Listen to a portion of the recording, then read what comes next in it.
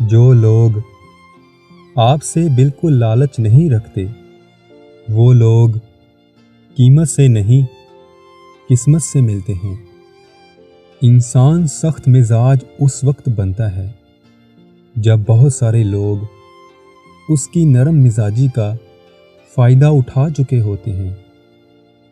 ہر گمشدہ چیز وہاں سے ملتی ہے جہاں سے کھوئی ہوتی ہے، سوائے اعتبار کے جہاں وہ کھو جائے وہاں سے کبھی نہیں ملتا۔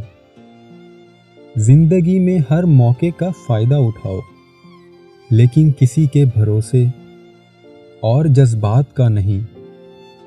جب انسان زندگی کے امتحانوں سے گزر کر پتھر بن جاتا ہے تو پھر کوئی دل دکھا بھی دے تو کوئی فرق نہیں پڑتا۔